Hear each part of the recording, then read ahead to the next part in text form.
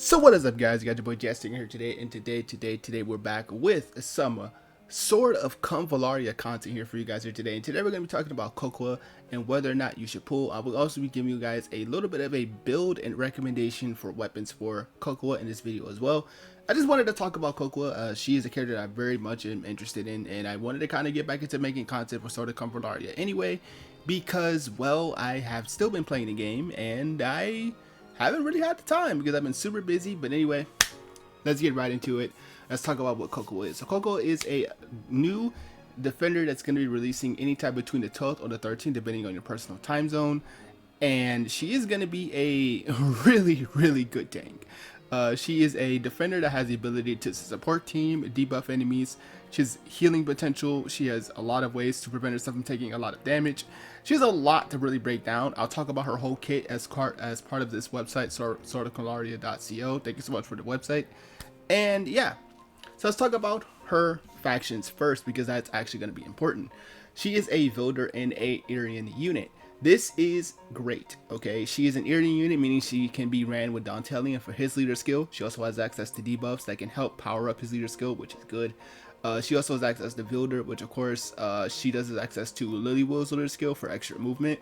But Irian leader skill is probably going to be the way to go if you are looking to run like an Irian team, because there's just too many good Irian units that you can run. Of course, there's Dantelian, there's Iana, there's now Cocoa. Like, you have a solid 3 core right there. You have a great attacker, a great mixed attacker, you have a great healer, and then you have a great tank. Like, you just need like, I guess, like a support, which technically she can do too. So like, you already have a good flex team just off of them 3, which wants you to run the Irian leader skill.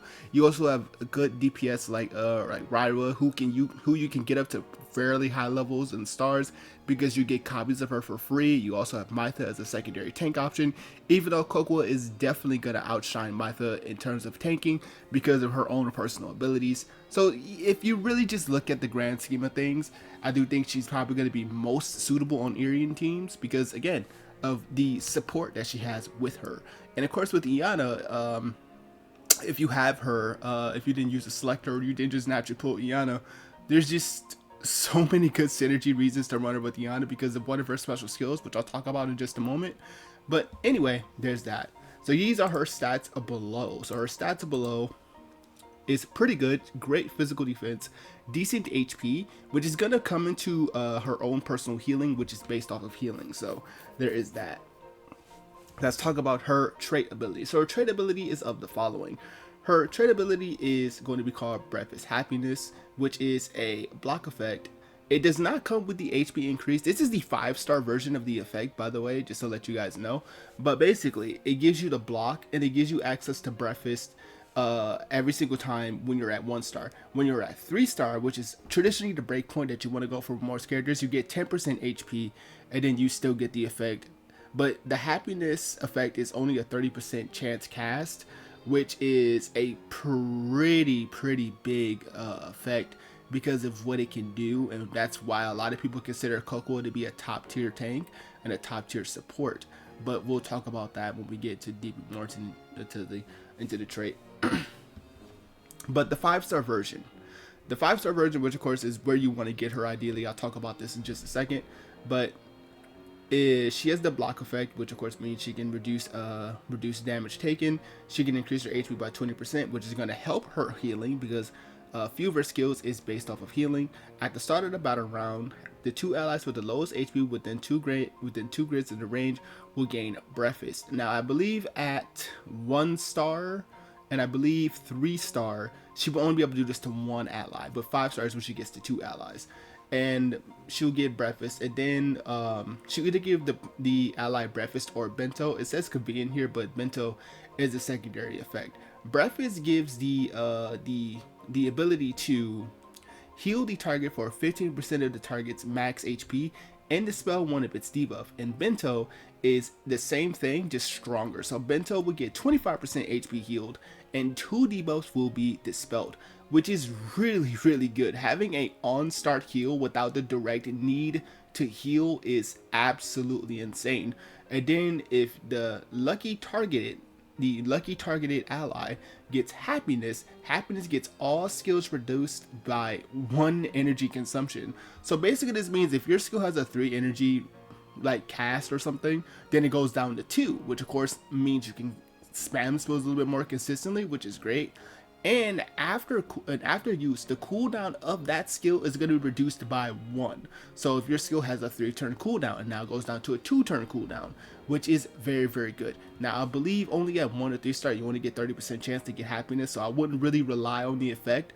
But if you are looking to get this unit at 5 star, it's pretty much a must for most people. I've tried to talk about whether or not you should just go to 3 star, which of course is a great breaking point for most units, but for Cocoa, you're gonna want to get it at 5 stars, because at 5 stars, she pretty much guarantees you the happiness effect, which is big. That's going to be very, very, very important for you to use in terms of just making your units a little bit more aggressive.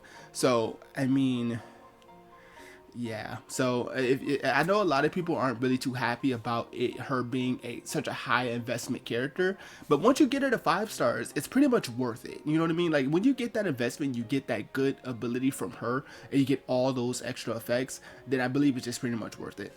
Her initial skill that she does come with, this is a skill that does physical damage that deals 120% damage. She gives P defense down, which is 40% physical defense, and speed down, which is 200 speed, which is not bad. I mean, that's pretty good. I mean, a pretty good starting skill. 40% defense down is always good.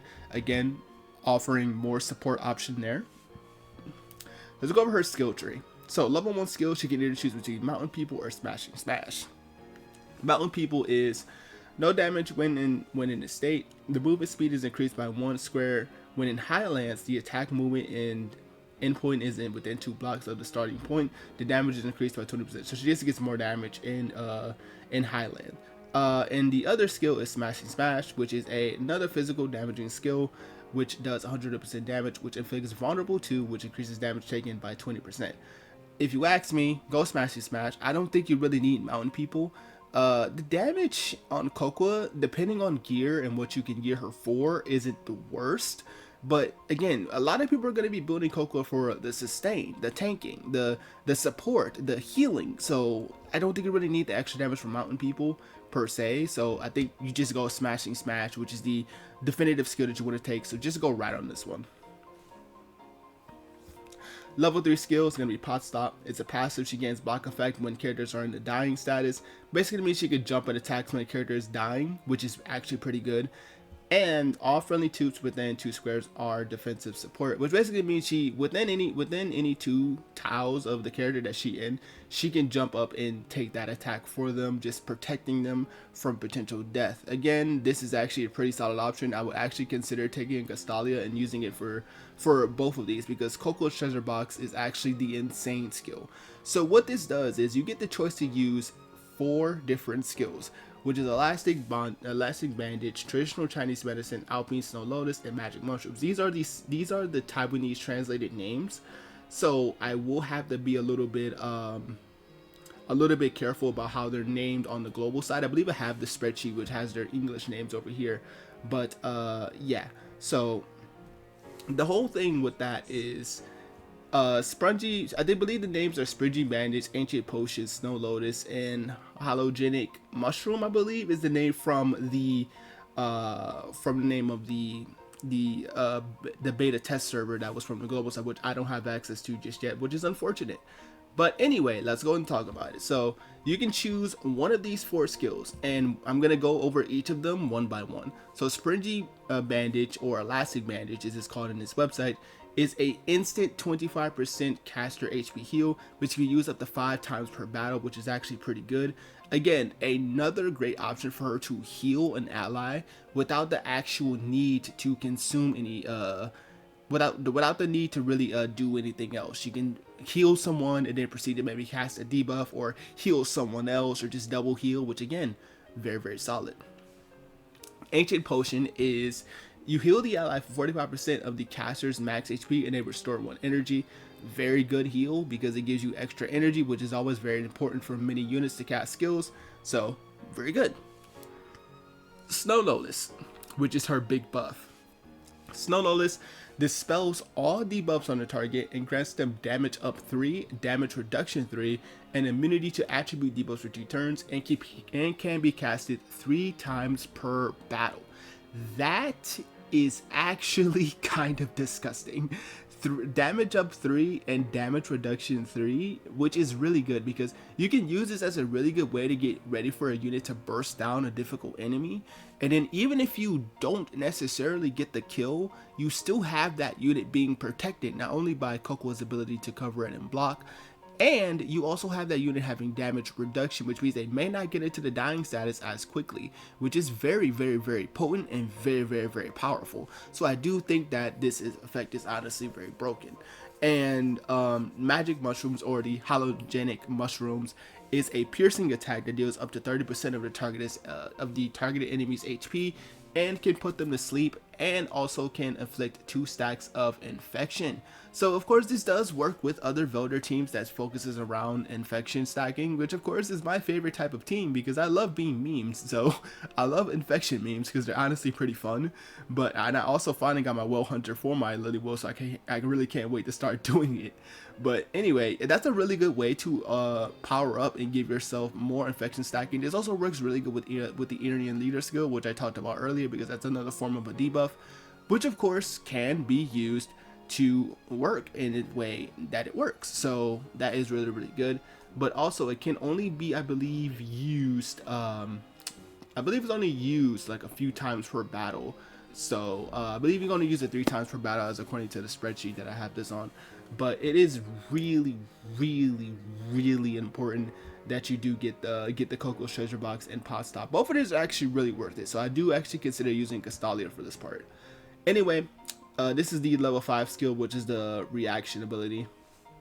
Reaction when attacked from a distance, damage is reduced by 25%. Not really all that great, not really needed. But Try Harder is, after being attacked by a single target, heals itself and one other friendly unit with the lowest HP damage within its squares of range, healing amount of 12% of the cast itself. This effect can occur twice per round.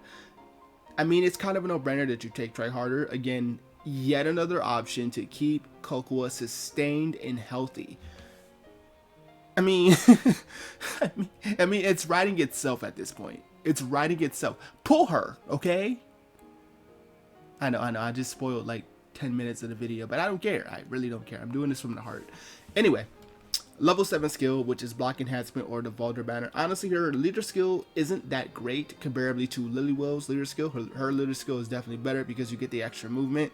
And again, of course, you can also run it with the Aryan units, which of course Dantelian's leader skill is probably the best one. So yeah, don't really need her leader skill all that much. But block enhancement is when attacked from a long range physical attack from the front or the side, she has a 100% chance to trigger block, which of course has a reduction damage effect on it. So again, that means she just takes reduced damage from ranged attacks as well, which again, more sustain, more health, more chances just to survive, which again, writing itself on the wall here. All right, level 9 skill, which these are her basic attacks improvements. So Don't Look Back is it's a single attack causing 100% physical damage. When back attack, there's a 100% chance to inflict stun, which lasts for 1 round and can only be triggered once per battle against the same target. And level in the one on the right side is, it's going to be a physical attack that deals 100% of damage, but inflicts P defense 1 and magic defense 1 and lasts for 2 rounds. Now, there is both cases for Don't Look Back and armor piercing strike. I think the most common one you take, because I believe it opens up more teammate options for her, like mages.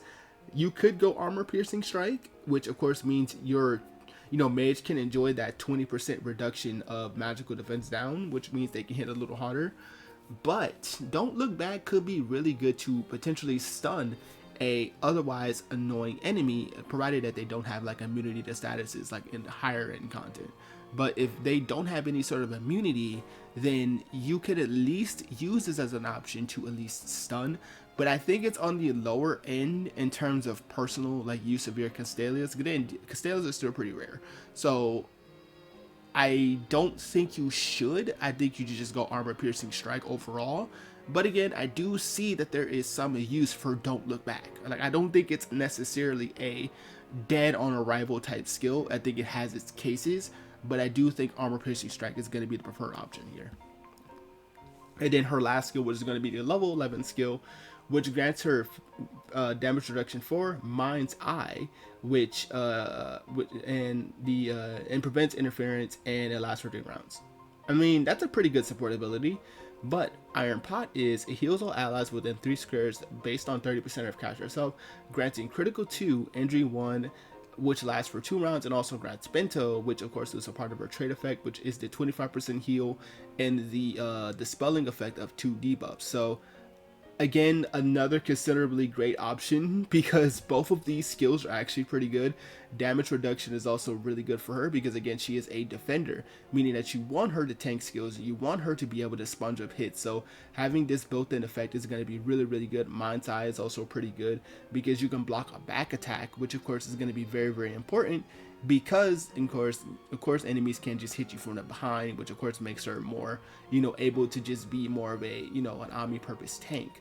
But Iron Pot is also a really potent heal. So again, another considerable option where you use your Castelia here to give both options here. So I do think that this is actually going to be either option that you personally go with. But again, I do think that if you ask me, I like buffing up my units for damage, so I would consider taking Iron Pot first.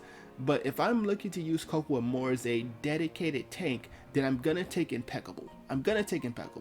Because again, even with like an example list, you can go Cocoa's Treasure Box, you can go Impeccable, you can go Armor Piercing Strike for your basic, you can go Block Enhancement, and I think you should be good in Smashing Smash. I think that should be your 3 skills and your 1 reaction and your 1 basic, and you should still be fine. I mean, you should still be fine. So I don't know per se, but again, I do think that Iron Pot probably the one that I use first, but of course Impeccable is still a very good option. Now I'm going to pause the video here and I'm going to talk about recommended weapons that you can give her and stuff like that. So I'll be right back when I go over to the game client. Alright, coming up is our first weapon choice here is going to be the Antimagic Axe. Now in terms of the epic axes, since she is an axe unit, she does have access to some of the strongest HP weapons in the game, which is actually very nice. But I do think that the Antimagic Axe is a pretty good option for her because she can dispel 2 targets when attacking a target. Unfortunately, there's not really too many axes that's epic that help with like reducing damage or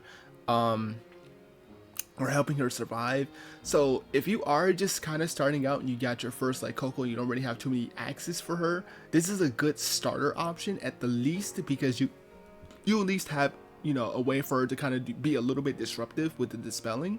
But that's really just it. I think that's like the only axe she can use as an epic though, which is unfortunate. But other than that, pretty good option there. Next up is going to be the unique coat. I think the unique coat's a good option because again, it's just straight up physical damage taken for 30%. I'm also going to lump in the rejection mask because it's the same thing but magical damage. So I'm lumping these two together because they're essentially the same thing, just depending on the content. So if you see more magical enemies, then rejection mask will be better, obviously, so she can take lesser magic damage. And if you see more physical damage, then of course unique coat will be better. So off a 2-turn cooldown, she could just give herself 30% more reduction to those respective damaging types, which of course can help her reduce damage a little bit more. So that is just a pretty good starter epic option for you right there. Evergreen Pendant is also really good because she can trigger its effect pretty much automatically because she can of course self-heal herself pretty consistently, which of course gives her a 1 random attribute buff that's level 2. And our level 2 buffs actually come with the potential of P defense, magic defense, and healing, which is actually going to help her be a little bit, again, more sustainable. Now of course she doesn't really need the attack or crit, but that is just ultimately the option that you do roll with. Of course, if you do have it at lower levels, it is only just a lesser chance, but if you do have it at max rarity, like you see here, then it is pretty much just guarantee a chance after a 2-turn cooldown, which again, very good. I think the Coexist armor might just be the standard epic option that most people should go for. The Coexist armor just straight up gives her damage taken reduction, which of course stacks on top of the other already applicable sources that she does have. So again, Coexist armor is very easy, and it's super easy for her to get back into healthy status, because all you have to do is be above 70% HP, which is fairly easy with someone like Coco, because she has a lot of strong heals. Of course, you're gonna run with a healer, because again, that's not, you know, particularly something that's just not an immune strat or anything. So it is pretty easy for her to get back into the healthy status fairly consistently, which of course keeps its effect on, which of course helps her having more reduction and more damage taken less. So of course, pretty good option for an epic. Coming up in our first legendary option, which might just be her best option, is going to be the Brutal Axe. I do think the Brutal Axe at 5 stars is going to be the best option, because it gives her 10% HP just innate. I don't think you really care too much about the 40% extra ignoring damage, but it is still a very good option for, you know, the tankier boss enemies that she can at least smack herself into, which is again just fine. But the big thing here is Axe's base high HP of 1043 on a legendary, which is absolutely great, and an additional 10%, and of course you can always roll engravings to get more HP. So there's also a thing there. So it's really good that you traditionally want to take with her, is that you want more bulk for her sustainability. So again, 10% max HP, really good. You also get a little bit of extra damage potential because of the Brutal Axe bonus, and yeah, really good weapon. Another considerably good option in legendaries is going to be the Hollow Axe. I think the Hollow Axe is fine because it gives her defense plus 10%, which is, again, another way for her to be more bulky, another way for her to be more sustainable. So if you don't have the Brutal, you can always try to rely on Hollow, which is still good. And it also gives her an extra bonus to her P attack based off of 10% of her P defense and magic defense at the start of the battle, which of course means she can hit a little harder. So both of the Axe options both allow her to hit a little harder, which again, not necessarily a terrible option, but still an option all the less. Next up, in terms of legendary armors, the Crystal Burst armor is going to be a really good option for her as well. While she unfortunately does not have access to a strike back, she does have Crystal Burst armor's other effect, which of course again increases her HP by 10%, which we just mentioned earlier is great for her overall healing potential, and of course for more survivability. So that is going to be an option for you there. So that is a good piece of gear.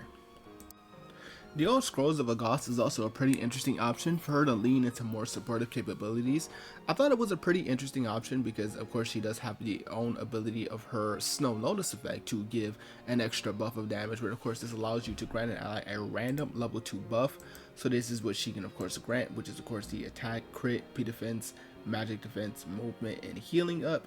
And of course she can grant that targeted ally speed up, and this is of course a instant effect that can be used up to 5 times per battle. So there's that. If you get it at just level 1, you're going to use it 3 times per battle with a cooldown of 4, but of course if you get it up to max, it is going up to 5 times per battle with a cooldown of 2 turns. So again, pretty good option, pretty helpful. Again, leans more towards supportive capabilities, which is pretty good. Coming up next in our legendary list is going to be the Luxite Greatshield. I think this is also pretty good because it gives her a physical shield worth of 60% of her HP.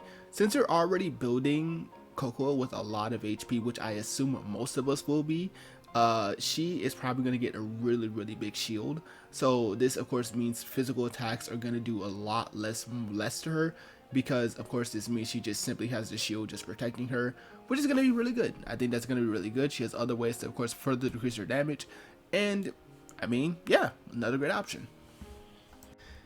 And in tarot card options, I would honestly recommend you just go Hermit as the main option here. Hermit's really good because it just straight up gives you a 10% damage reduction effect, which stacks on top of her block and stacks on top of other damage reduction abilities that she does have access to, which is of course really good. And if you're able to roll the unique tarot effect, this effect is then doubled to 20%, which again stacks on top of those, which again means more damage reduction, which means Coco takes less damage, and she's of course more bulkier overall.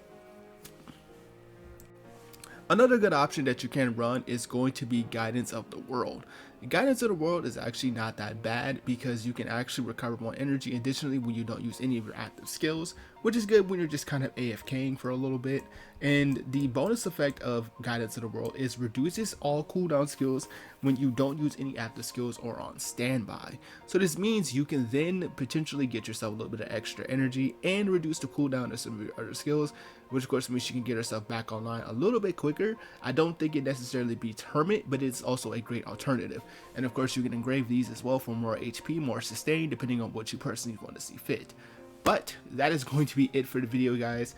Simply put, Coco is a very good unit. The only real gripe with Coco is that she's a high investment character, meaning that you have to get her up to, you know, 5 stars to really get the maximum effect of that happiness effect. But other than that, even just at 1 or even 3 stars, she's still going to be a fantastic tank that's going to help you do a lot of content. So I hope you guys did enjoy. I'll see you guys next time with more Sword of Convallaria content. Peace.